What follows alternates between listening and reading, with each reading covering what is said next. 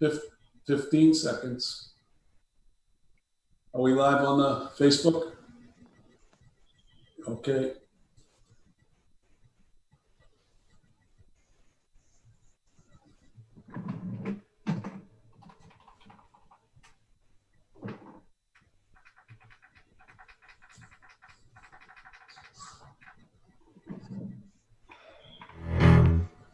Here we go. Come on. Quiet, guys.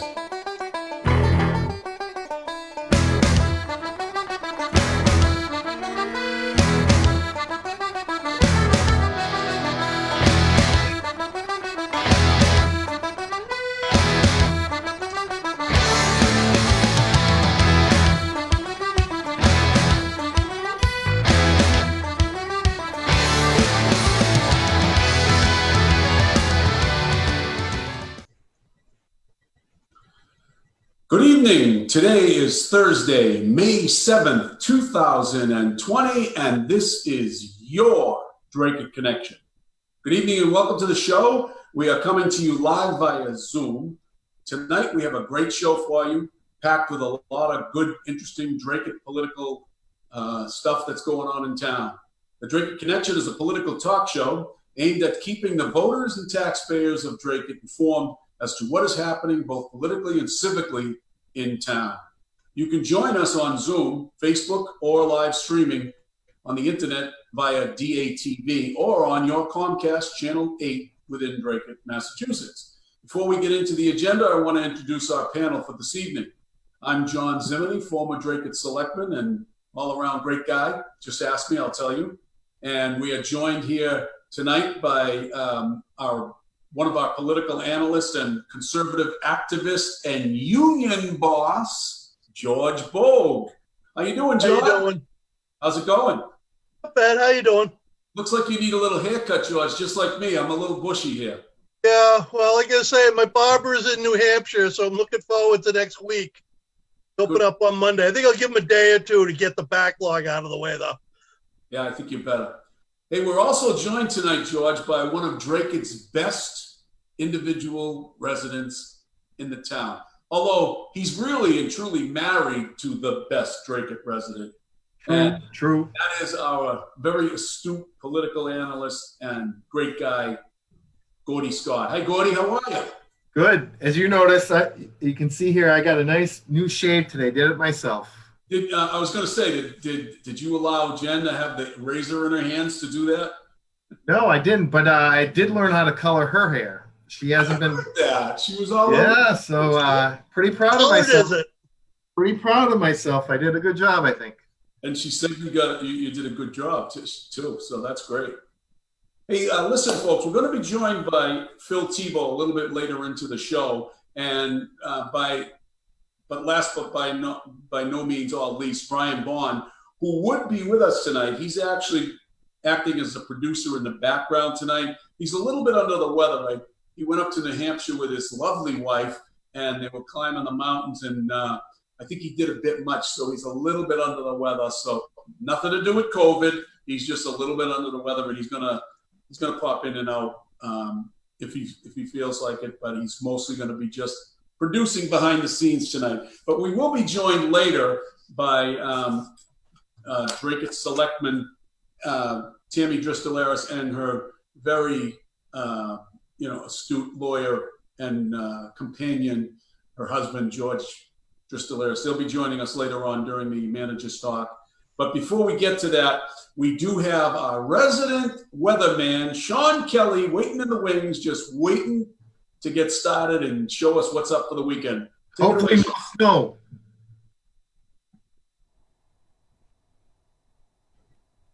Hi, John. Thanks for having me tonight on the Dracut Connection. This was the sky last night around 5 or 6 o'clock last night in Dracut, of course, right up on... We having technical difficulties? What's going on? And as you can see from the sky, this was Mammathus clouds, and it's pretty interesting to see, especially with this type of setup that we had last night. You typically see it when you have thunderstorms. So this is a picture I took last night in Dracut, and there was a lot of other nice pictures that came in too, and that was a common scene last night across the area, of course. The big talk is going to be about the snow, of course, everybody's talking about right now. And here's a little preview of what is potentially to come Friday night into early on Saturday. This is going into about 12 o'clock noontime on Saturday. If you take a closer look, there it is. This would be Friday night, so starting around between 1 a.m. or so on Saturday morning, going into about 6 a.m. So there could be a burst of snow, especially as the cold front starts to move in on Friday night into Saturday. I'm not really expecting any accumulations right now. Any accumulations would be most likely over 1,000 feet, so the Worcester Hills all the way up into maybe Manchester and so forth. And that's really about it. So don't be surprised if you do see some wet flakes starting to move in on Friday night into early Saturday. With that being said, here's your forecast for tonight. 43 degrees, partly cloudy, a nice day overall today. Temperatures were in the 60s. The wind's not that bad either, 10 to 15 miles per hour. As we head into your Friday, a nice day. It's going to turn out to be 60 degrees for a high temp, mostly sunny. The winds are going to be with us, so gust over 20 miles an hour is possible in eastern Mass. As we head into your Friday night, going to drop down to 36 degrees, and then we could be mixing later on into your Saturday morning. So 46 degrees for high temp on Saturday, rainy and windy, tapering off in the later afternoon hours, anytime after noontime on Saturday. As we head into your Saturday night, 35 degrees, we're going to drop down to. Here's a look at your exclusive 8-day forecast. Again, Friday 60 degrees for high temp, Saturday 46. And as we enter next week, it does look nice. We are going to start to warm up as we head into next weekend. And that's it for now, everybody. Back to you guys in the studio. Thank you, Sean. That was a great weather report. We're going to have snow on May, 8th or 9th? My goodness, we don't want to have any snow in May. Gordy, do you want snow in May? Absolutely not. Well, he did say. Kudos to Sean, though, what a great job he has. He's got pictures of the Dracut. He's got the map going. It's unbelievable. Yeah, he's a great guy. He's doing a great job. He works down there at AG Hardware, AG Ace Hardware on Lakeview Ave. Great guy, does a great job helping us out when we need stuff at the hardware store. George, would you ever admit that you did your wife's coloring of her hair and still survive? I would not do my wife's coloring of her hair. Well, I don't think she would let me try. She knows me too well. Jennifer is a very brave woman, but she does trust her husband. Justin George sent in a little thing. He said, Gordy, he would never admit that he did his wife's hair. And first of all, he wouldn't admit that his wife had her hair done. And how do you get away with that? Right.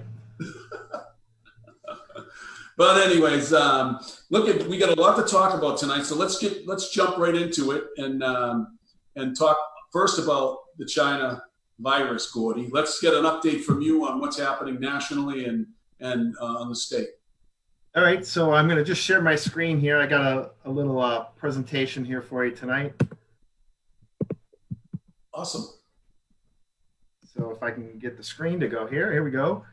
So here's a list of the COVID cases by day. You can see back on the 24th, we had a spike. And then since then, it's leveled off. We're about 1,700 cases we had as of yesterday. So it is starting to level. We're starting to see the curve head downward. So that's good. Based on this latest data, it looks like we're at least another 2 weeks out before we get into the 100-ish territory. So we still got a couple weeks to go. And I think right around the 18th, when the governor looks to be opening up, hopefully it'll start becoming safe to do so. I wanted to just throw some quick slides just to give you guys an update of some just data points for COVID-19 in the state of Massachusetts. First of all, the average age of hospitalization is 68 years old. So as you can see, many of the people that are in the hospital for COVID-19 are 68 or higher. The average age of death for COVID-19 in the state of Massachusetts is 82. Total deaths we have in Massachusetts as of today is 4,420. And as you can see, deaths in long-term care facilities is 2,653 of those, which is exactly 60% of the deaths in the state of Massachusetts come from nursing homes. Another quick note is deaths in the state. People with underlying conditions. That is 98.3% of the total deaths. So, as you can see, if you have heart disease, high blood pressure, any kind of underlying condition that you have to take medication for, you'd be one of the people that should be wearing a mask and taking precautions. And another thing I just want to go over: death in those 80 years or higher is 2,777 out of the 4,420, which is 62.8%. Deaths in 70 and older is 85.3%, and deaths in 60 and older is 95.2% of the people in Massachusetts that are dying are over 60. 95%. That's a lot. Wow. And this is one other stat I wanted to throw out here. Deaths in those under 60, there's only 211, which is 4.8% of the total amount of deaths, or 0.003% of the total population of Massachusetts. And those under 60 that had no underlying condition is only 4 deaths in the state of Massachusetts, which is 0.1% of the deaths, and it's not even a rounding error in the total amount of people we have in Massachusetts. So, as you can see, if you're elderly, you really need to take precautions. If you're younger, it seems not to be affecting people as much. So, Gordy, go back to that screen that you had with the screen with the 211 on it. That's very interesting. So, this is less. These figures are really less than what the average would be for a seasonal flu. Can you go back to that screen? Sure. Let me just share that again with you. Yeah. That's very interesting. So that one right there, yeah. So if you're under 60, the 211 that have died, those had some underlying issues. 97. So 207 of the 211 had an underlying condition. Okay. So that means 4 people that were under 60 that had no health issues. That's how many people have died. So if you're under 60, you don't have an underlying condition, heart disease, high blood pressure, obesity, liver disease, lung disease, things like that, then only 4 people have died. So we lose COVID-19. the flu, the normal seasonal flu, don't we?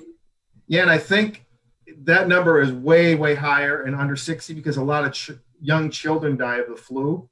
Right. Especially babies because their immune system isn't built up yet. So I don't have the data for that for the flu, but it's in the hundreds of children die in Massachusetts a year from the flu. Maybe for our next show, that could be a good assignment to add that. Sure. Well as try to these are good screenshots. The interesting thing is the over 60, 60 and over deaths. You're at 4,000. What number is that? Yeah, that's total deaths is 4,420 in the state. 60 and older is 44,209 of those. Wow. Well, that's why both my daughters and my wife want me to be very careful because. Well, it is curious, but it just begs the question to be asked: should people under 60 be sheltering in place? Correct. You know, I based on these numbers, based on the data that we're getting from the state, I would say, unless they have interactions daily, if they're living with elderly parents or like my wife and I were in our, my wife's in her 40s. I just turned 50. My son is young. He's 20 years old.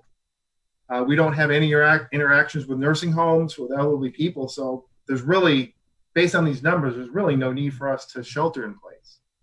Now, your wife. Did you guys see the numbers out of New York yesterday from the study? Go ahead. What? 2/3 of the people, they did a survey of the hospitals last weekend. 2/3 of the people that died had been sheltering in place before they went to the hospital. That was a shocking number. I saw that today. Cuomo himself said he found it amazing. Yeah. And then also on the national numbers, we've now passed Michigan. We have the 3rd most deaths in the country. Okay. And Pennsylvania seems to be having they seem to be turning into a hot spot. Yeah, Not sure Philadelphia. Philadelphia Not is sure- the hospital. Not sure exactly what it's from, but looking at that Johns Hopkins map, it might be it's just carrying over because they're right next to New Jersey. Because Well, it doesn't seem to be you say that's concentrated at any place. George, I think Gordy is saying that was Philadelphia, right? Yeah, there was a outbreak in Philadelphia. It got into one of the nursing homes, and then some people from the hospitals were going back and forth, and then it just got transmitted. And again, that's New Jersey's right across the river from Philly, Yeah, and so New Jersey's still number 2 in deaths. Okay. Well, today, Dracut's numbers came out at 4 o'clock, and there's 7 new cases in Dracut. That's down from 11 added cases yesterday. So now the total is 344 cases in Dracut. There are 10 people that are currently recovering, 10 recoveries over the last day for a total of 161. We're still thankful that there's only been 1 death in Dracut. Thank goodness for that. So those numbers seem to be fluctuating in Dracut. They've been up and down over the last few days, and it seems like it's kind of leveling off, and hopefully it's going to get lower.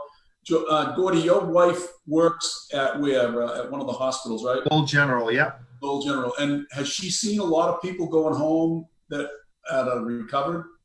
Yeah, she has, and they actually play a song when people come off the ventilators, and she's been hearing the song be played much more than it has been in the past. So I think with a combination of, I think it's starting to dwindle down a little bit, and the combination of some drugs that the hospital's now using to help fight the virus, I think that's helping a lot as well. So I think less people are dying and more people are recovering. So that's good news. My daughter is also a nurse at Beverly Hospital, but she's on the night shift, so she doesn't see anybody going home. So all she sees is the suffering and people dying. But she says it has been less over the last few days, that there's not as many beds full. And she says she knows that the hospital has told her that that the hospital's been reporting to them that the numbers of new cases coming in have dropped precipitously. So she's on a little bit of an upbeat, and hopefully we'll be seeing some light at the end of the tunnel sometime, like you said, around May 18th. And then from there on, it should be pretty good. I think it's very interesting, George, that the New York study is showing that people who have been sheltering in place are getting it more by staying in, and people that are out and about, they're not getting it as much. And I think that Also, one of the things that might skew that is, if you live in a nursing home, you'd be counted as someone who was at home. Right, exactly. But it goes to say a lot about the assumption that herd immunity is an important aspect to any virus that you might get, right? Yeah. Yep. You can see that in Sweden. Sweden only has 1,700 deaths from this. And again, majority of those are elderly people. And Sweden, fortunately or unfortunately, doesn't have a lot of elderly population. So I think that's why they've been so successful. And I think the last I read, there were 80% of people had it. They haven't done full testing, but they anticipate that 80%. They feel that 80%. So you have to mute that. Okay. We are. I think we've wrapped it up on that subject for now, right? So we want to move on to the hot subject of the night, which is, I just want to warn Tammy Dristaleris that her mic is open. So I know she's just joining us, and she's going to come in at some point, but she should try to shut her mic off so that she doesn't any background noise and come over. She wants to jump in. And we're going to get right into it now about the manager situation. As you all know, this past week was very tumultuous here in Dracut as the Dracut Board of Selectmen had an emergency special meeting to skirt the process of hiring a new manager. And Jesse Forcier flipped, and they decided to make a political appointment out of Ann Vandal. So she's got a lot of things that are going to be, tied around her neck for the next couple of years as she goes forward trying to manage the town. I think that it's a bad stain upon the politics of Dracut that they did it that way. It's just not a good political process, and there's a lot of talk. Now, there are people out there that are going to say, they're for it, they were okay with it, and that Ann will do a decent job. And I don't think there's any doubt that Ann will do a decent job, albeit I think that she'll be tagged as a political manager, and there's no way around it because that's how she got the job. And the bottom line is going to be that I think she'll do good with the finances, but when it comes to what we really need coming out of this China virus will be someone who can hit the ground running and has a lot of experience with economic development, because what Duggan did with economic development was put us on the right track for future success. But if you're not on that track right now and going full steam into it, we're going to hit a real bumpy road. What say you, George? No, I agree. I mean, economic development is going to be the issue, and she has 2 years to get her, before she has to come up for a new contract. And she does well, she'll probably keep her job. If not, we'll see. It'll be a whole new board by that time. Presuming there's 2 elections between now and then. Thing is, it could have just gone through with the interview process and interviewed her too, and that might have looked a little bit better. But the only way you can do that is if you're sure you have that third vote, and I don't know how sure they had that third vote, going forward. Well, I know you keep hitting on that issue, but the 5 members of that board, they chose who they thought would be the best people to represent them to ferret through all of the candidates that would have come through and hopefully keep that part of it as non-political as possible. And the only persons that made it political are Joe DeRocco and Allison Hughes, who have wanted Vandal for forever. And then Jesse, when he flipped around and succumbed to the pressure of Town Hall West and that group of DeRocco and Hughes. So he showed his weakness as a leader, and he went right ahead and ended up folding, taking her in. That's what I say, though. Maybe they weren't sure that he wouldn't flip again. That's why they wanted to rush it through. Oh, yeah, for sure he would flip. If it went for a little bit longer, it would flip. No question about it. And I say he's going to flip on the stormwater eventually, because I'm not so sure he's worrying or thinking about running again. I know there's rumors out there about him possibly resigning. I still think that rumor is out there. I think he's trying to avoid it now because he doesn't want it to look like he's running away from this, But I got a message from Brian Bond, who is paying attention but doesn't want to come on to talk. But he's saying that they hired Ann Vandal because she's part of the procurement problems. If they hired somebody from outside, they may expose where a lot of the problems lie. I think Brian is onto something there. And later in this segment, I have an email that I have gotten from Justin George that he's asked for a FOIA request, and we'll get into that a little bit later. But I wanted to bring in a couple other people. But Gordy, do you have since Dennis Peendeck got his 27% raise and was able to stay on for the extra 18 months, all orchestrated by Joe DeRocco. Look, at Joe DeRocco is a problem. I challenge anyone, to tell me or to tell us one thing Joe DeRocco has done positively for this town that he's produced and helped the town. The only thing he has ever done has been political and for his friends. There's nothing he has done ever. I can't think of anything that he's done. He tried to stop Dylan McAnespie. He stopped the elderly housing. There's nothing that he proposed himself. I'm not saying latched on to what the manager did. That's the manager's proposals. Going ahead and saying, yeah, that's a great idea to bring in, building and stuff like that. That's not your idea. That's not something that you did. He has done nothing. So, Gordy, what say you? The only thing I can remember that comes to mind that Joe did well, I think he agreed with me on the CPA, lowering the CPA tax, which I appreciated that. But another thing that came up in the meeting. Propose that though. He didn't propose it. Right.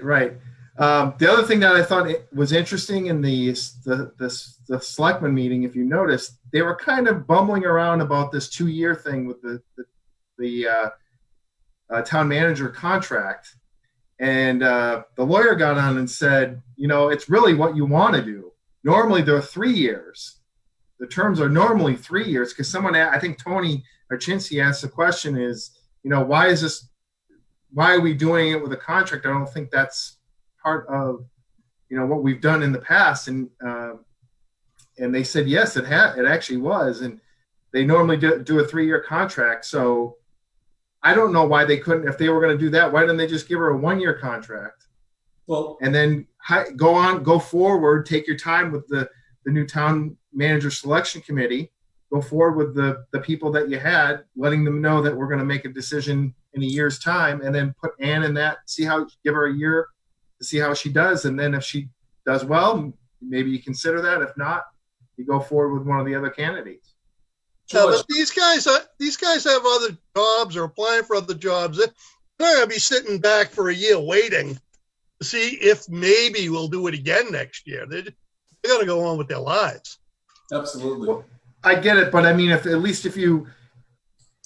process is going to take 3 to 4 months anyway. So if you let them know and just, I don't know, that could have been an option, or a 6-month. You could have done a 6-month contract. Well, here's the problem, okay? Because the charter calls for no contract. It specifically says that we will hire a manager without term, which means no contract. So what Hall does and the board has done, and I still don't think it's legal. I think they guise it in the form of a employment agreement. And the employment agreement obviously has a lot of things attached to it. It attaches all of the perks and the gimmies and the benefits, but it should not have any time. And of course, Hall dances around that, saying that there's a clause in it that says that termination at any time. Yeah, termination at any time, but we have to pay the manager 3 months worth of salaries. It's a contract that is skewed to help whoever the manager is and protect the manager quite a bit. I don't think the people who framed our charter intended to have that kind of a thing going on. I know Tammy Dristolaris is with us, and maybe she'd like to chime in now. I know that she has a lot to say about the process and what have you. So, Tammy, are you with us yet? I see her there. I don't see a picture. There she is. Hi, Tammy. I'm with George. Hello. Hi, George. How are you? Say hello to the guys. They're all joining us. My glasses. I can't see anything. Hi, fellas. You at your overly ostentatious law offices there in Dracut? Yes, we're in our conference. We're in our conference room in Dracut. Awesome. Yeah, I don't want to give you the price tag. You know that, John. Oh yeah, I do. So, Tammy, what do you have to say about the happenings of this week? I mean, it's pretty disgusting in my mind. I don't know. Yeah, it's disappointing at best. We always get the reputation of being a town that has issues, and this certainly doesn't help that. Political ploy that was pulled on us, I think that is wrong. There are 5 members of a board. The board, we have a process to follow, and we didn't follow it at all. We just blamed COVID on the process. And other people, I heard some silly things about how we're on the New Hampshire border. We bordered the Merrimack River. No kidding. So, but what does that have to do with not using the process that the taxpayers paid $8,000 for, and that we selected a reputable member of the community to represent each one of us and represent the town in a selection? They made really good choices. I think they narrowed it down, and we should have the opportunity to interview all of those people. And then certainly we never had the opportunity to interview Anne, or at least I didn't. And I have a lot of questions. There are a lot of loose ends and a lot of unsolved issues in town, unresolved, that need to be dealt with, such as procurement. George wants to talk. And, on something legally, when you looked at the consent agreement that the town signed, it basically, the town of Dracut did this, the town of Dracut did that. There were 17 items, or 17, parts of that. Not once have they ever named a person. So to me, that tells me that there may be still some things open as far as the Attorney General's office is concerned. Now, I don't know that, but when you see that, you don't see names, and you see, it didn't say Jim Duggan did this, Jim Duggan did that. It said the town of Dracut. So who was involved in all that? That was a question I had as far as the consent agreement. So, you take that for what it's worth. And I don't think it's over. I could be wrong, but reading that, I thought it opened the whole thing up.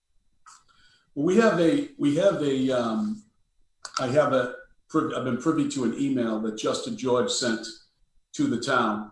And as you know, Justin George is a Dracut firefighter who was in the process of suing the town for all of the things that the town did against him over the past couple of years. And so far, every step of the way, he has won his fight through civil service and what have you. And he's exposed, the town is exposed to an awful big lawsuit and a lot of, fallout from that. And one of the things I'm going to bring that up a little bit later. And one of the things in his request is the release of all that documentation, because he believes that there's something behind it. And he also has I also have a letter, an email that he sent to Chairman Forcier that, to me, it was excoriating to Jesse Forcier and the Board of Selectmen. But we'll get into that a little bit later too.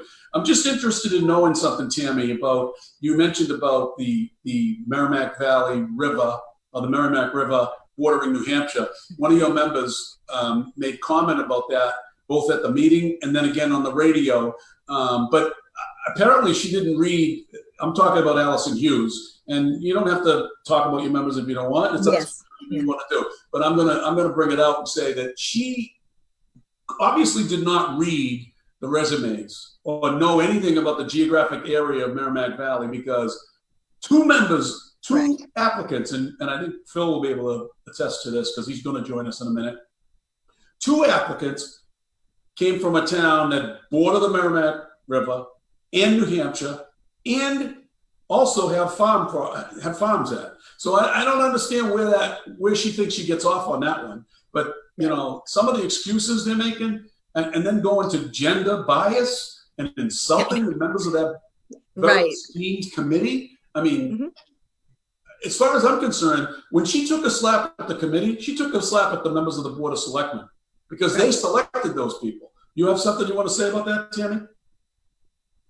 No, I agree with you. I think Phil would have more to say about it than me, but I agree with you. I think it is a direct slap at the committee, and it's a direct slap. I chose the person I thought would best represent my interests.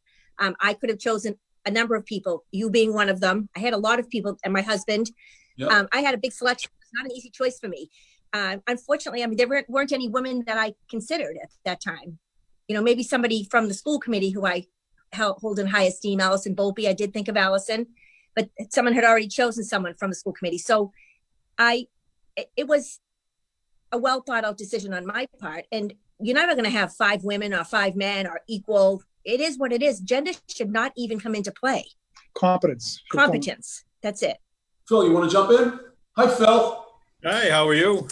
We're joined by Phil Tebow, who's a candidate for Dracut Selectman, a very highly rated person here in town. And he's been a co-host with us for many, many years. And we're looking forward to him moving forward in this election. Phil, what say you on this issue? Well, I have to admit, I haven't actually heard the audio clip of Allison's interview. I was able to obtain it, so I do plan to listen to it so I can understand fully what she was saying.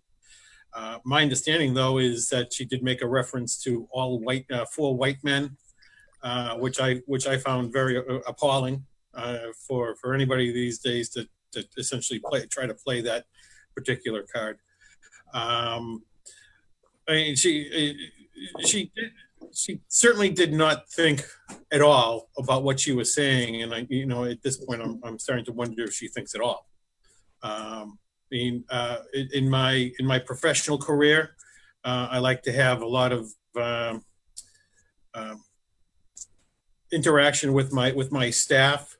Make sure that we get vetting all the ideas that we can, and I say to them all that any idea is good. If you make a suggestion, all I ask is that you have 2 valid reasons to support what you're saying.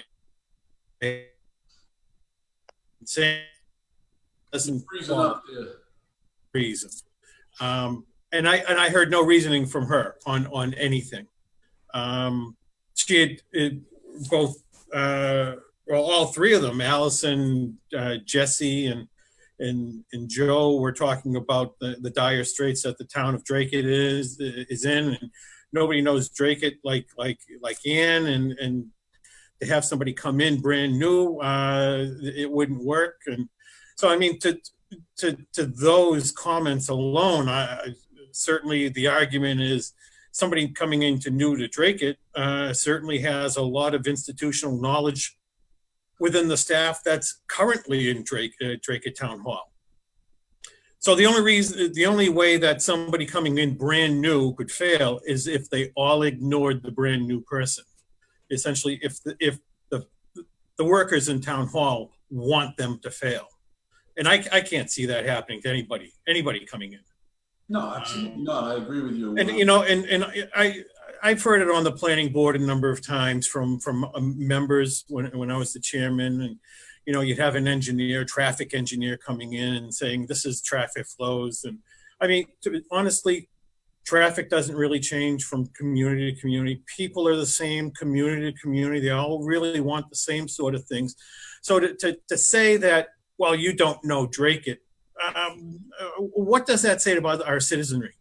I mean, we're somehow in a bizarro sort of community that, nothing really is the same. The laws of physics cease to exist in the town of Dracut. It's just ridiculous reasons that they were giving. There is that Dracut aspect of like long-term Dracut people, then the people like me that have moved here in the last 15, 20 years. George, that gets to a very good point. I mean, I've never been fond of when people are referred to as blow-ins. It seems to me that they've chosen to live in Dracut, whereas those long-term residents who have, family lineage here, they're born into it. I mein, they have really no reason to be here other than that they've been born here, and they have they're not looking for a reason to leave. I mean, it seems to me the people who move here are the ones who have chosen to be here. Correct. I think you're absolutely right. Gordy, you have anything you want to add to that? No, I just, what I think is going to happen here is the voters have to remember in the next election what happened on Monday, right? Because they have the power to get them out. They didn't do the right thing. Obviously, they didn't do the right thing. And it always comes back to do the right thing. If they would have done that, we would have gone through the process and it would have worked its way out. The thing is, too, there's about 13,500 voters in the town. And John, as you know, if you get 5,000 up for election, you're lucky. So those people that are registered to vote that aren't using that power that they have to make changes in this community should be ashamed. And you've got to get out and vote and get the right people into office, and this kind of stuff won't happen. The problem is that this is, as Tammy alluded to, that Dracut has a bad political reputation of how the backroom politics still exists in Dracut.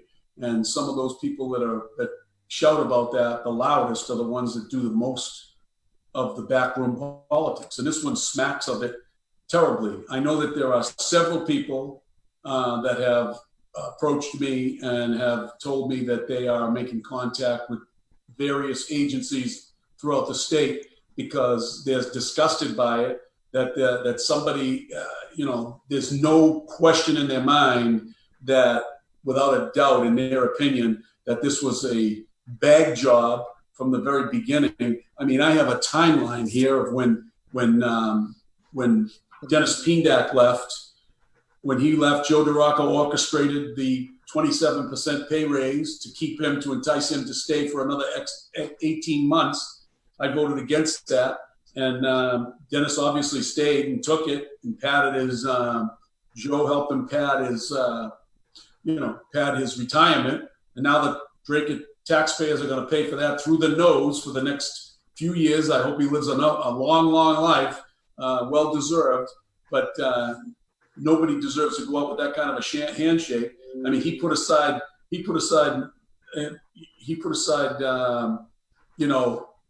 many things.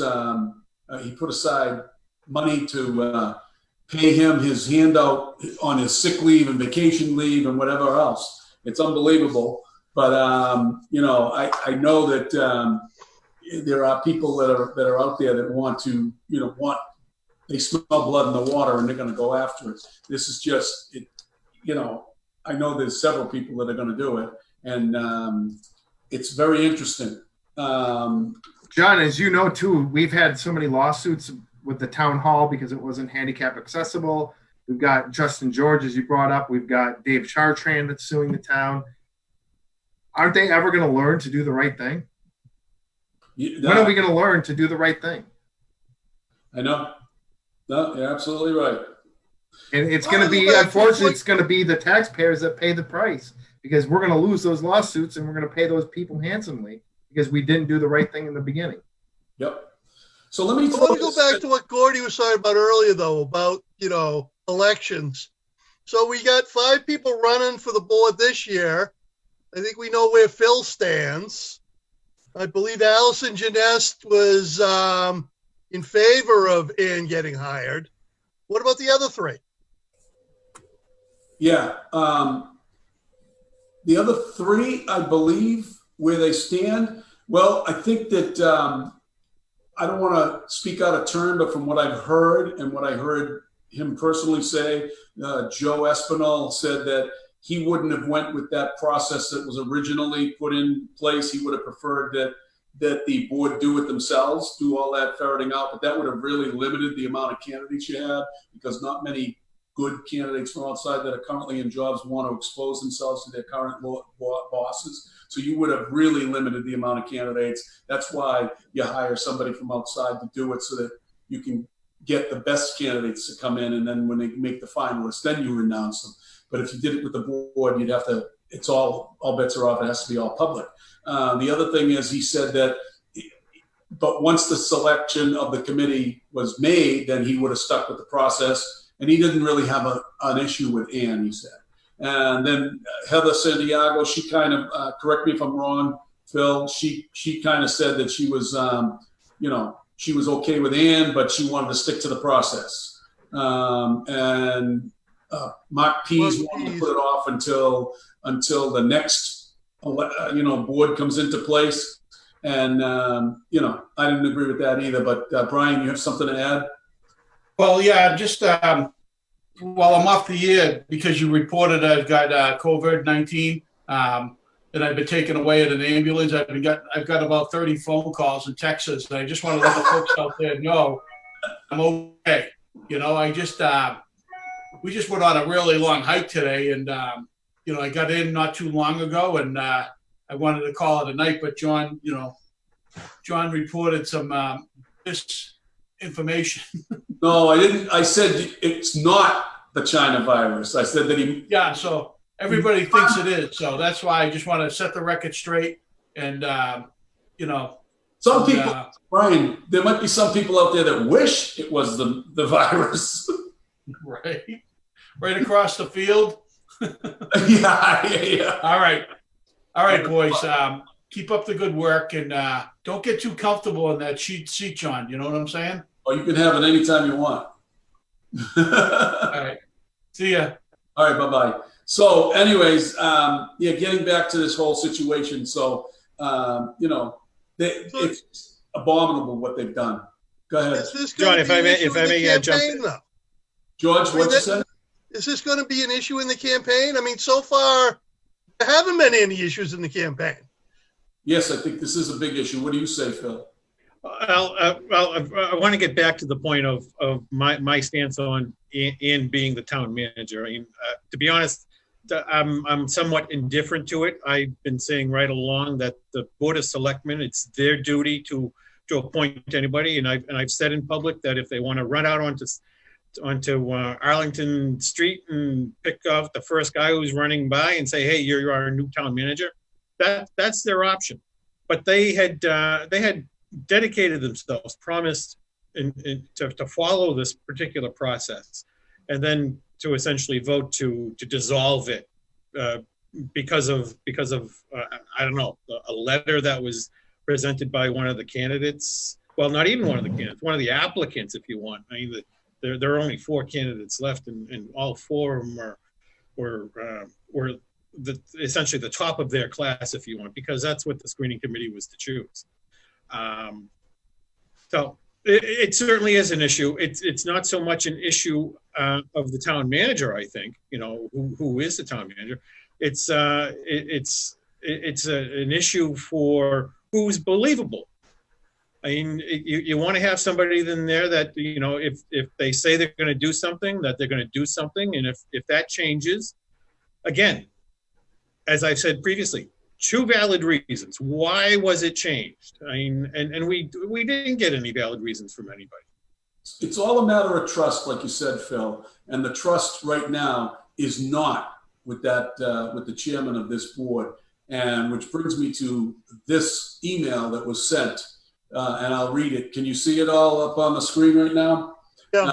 It's to Jesse Forcier, and I'll read it. Mr. Chairman, on learning the board's decision to circumvent the town manager selection process, I respectfully request the following be made public to the residents of Dracut. Summary of candidate Ann Vandal from the selection committee. Full-length Attorney General investigation of recent procurement issues.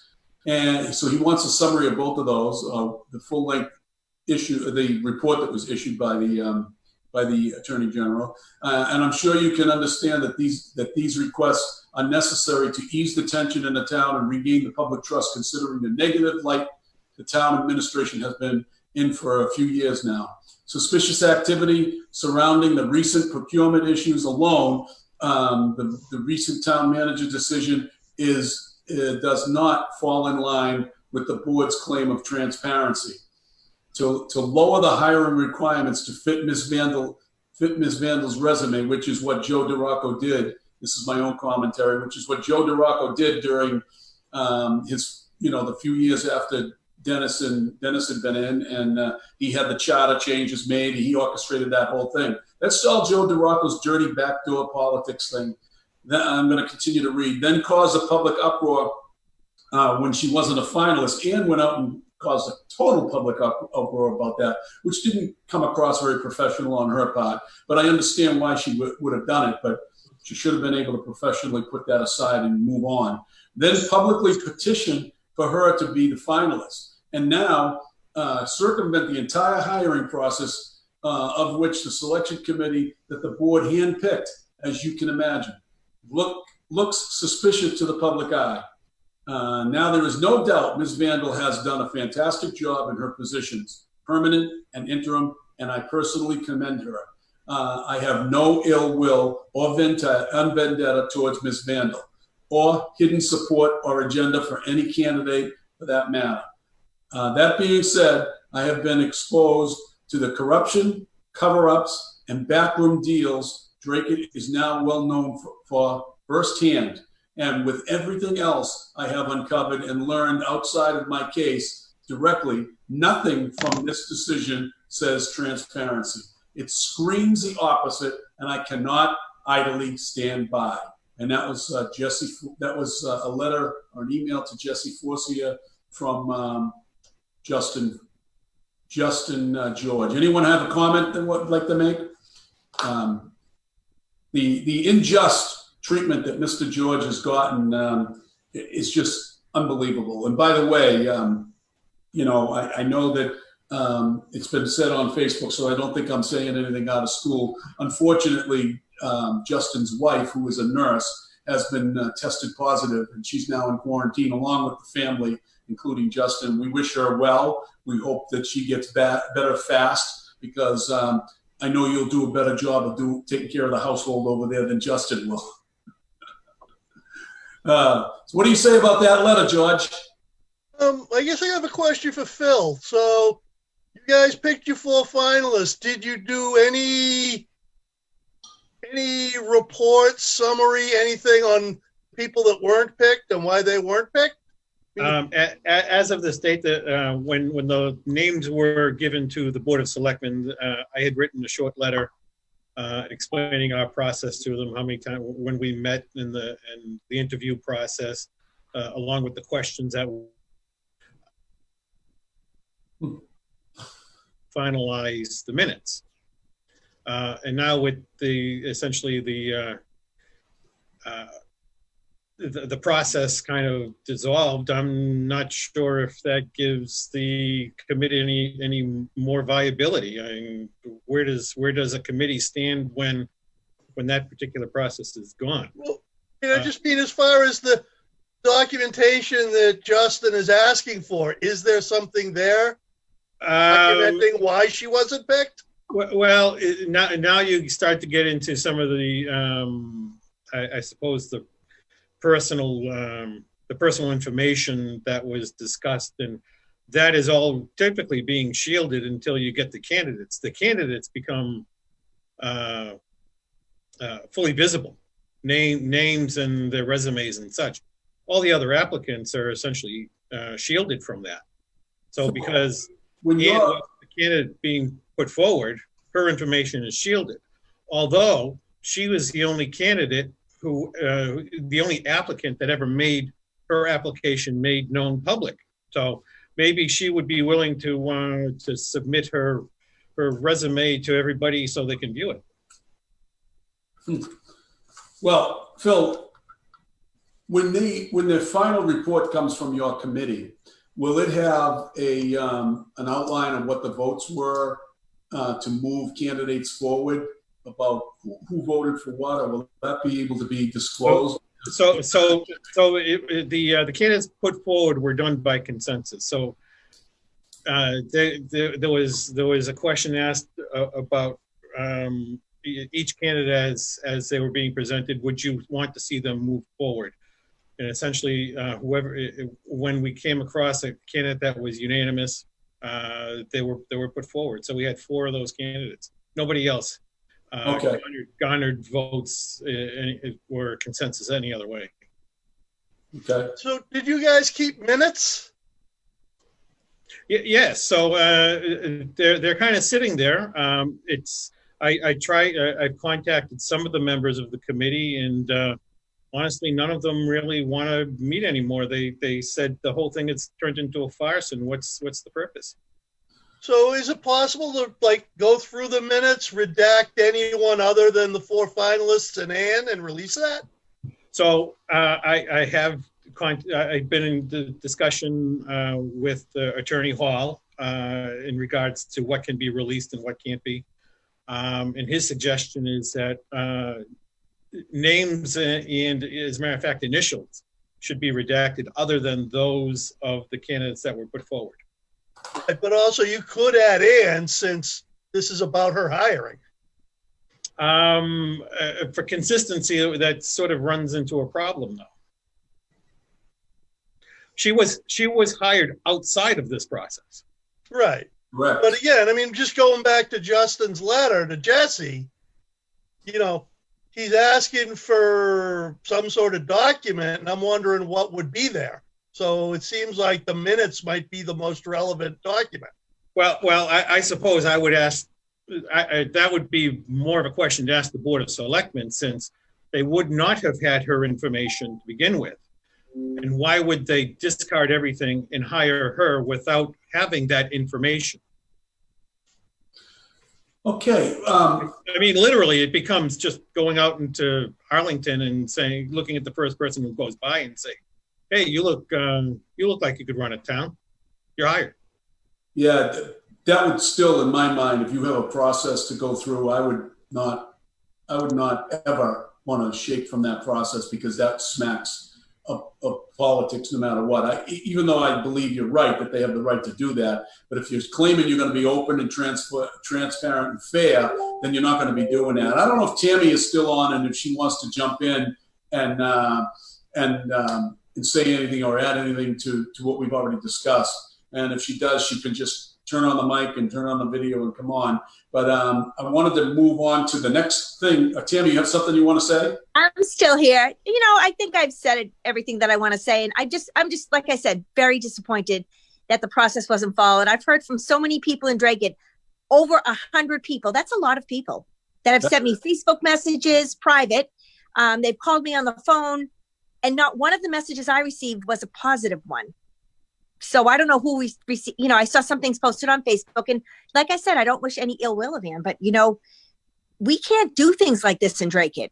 It isn't right. It isn't just, and it should not be the way of the town. It's corrupt. Do you think that Ann Vandal going forward will have this little asterisk next to her name that she was politically appointed? Absolutely. I think she's going to be under higher scrutiny.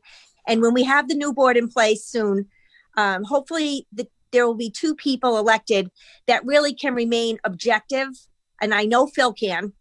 Yeah. And of the other 4, I think I know who can. One of 2 people. 2 people I don't think can be objective on that board. But we have to be really careful that the board has to work together. Our board never works together. 3 people do, and the other 2 people are kind of left out to dry. And they only work for a purpose, not for the purpose of the town and representing the citizens of Dracut and the taxpayers. That's all that people should do. Nothing else. I don't want to put you on the spot, and you don't have to answer this. I'm going to throw this out to the panel.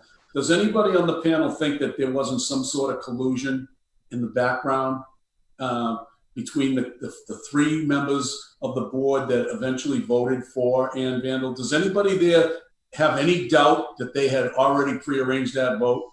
Well, of course they did.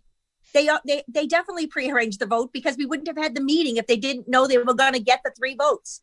Why would you have a special meeting on one topic if you didn't already know that 3 people out of 5 were going to vote for it? It defies logic to think of any other way. And if people think that's okay, it isn't. In the past, Tammy, do you feel as though you've been left out of, you don't want to be in, I'm sure you don't want to be in any of that information that goes out before a meeting? Correct. No, I don't. So that's. But have you ever felt as though they didn't send you information until you got to the board, and you were kind of in the dark on a lot of things that you might have been able to read up on or be involved with? And all the time. Yeah. I'd read things in the newspaper. I'd find out from one other member of the board who would let me know. I was never involved, but that's okay, because, then I can't ever be accused of collusion or trying to gain a consensus. I'm independent and I'm objective. And like I said, I only work for the town, and that's all I think about. It's sad, though. I feel bad for the rest of the people that just can't do that. Thank you so much for joining us today. You're welcome. Thank you for having me. Bye-bye now. Bye. Well, guys, we're going to have to wrap it up in a minute. I do want to mention that we got about 3 minutes left, and I got to be off by the time we are. But this is something I wanted to talk about tonight, but we didn't get to it. And it's a FOIA request, and you can see the litany of things that Justin George has put forward. And I'll post this on the Dracut Connection page so that people can see what he's looking to have exposed to as a matter of a FOIA request to put out there in the public what has been going on in the background. We want to thank everybody for joining us tonight, and we have so much more. We need more time, guys. We need more time. We need an hour and a half or 2-hour show. What do you think? Right? Yeah. Right. So, Gordy, you want to close it out? Sure. Well, as always, we thank you guys for watching. We're going to keep you in the loop as much as we can and rooting up corruption where it exists. So when it's Thursday night and it's 7 o'clock, it's the Dracut Connection. Stay connected. Thank you for watching. Hang on a second, Pete, guys.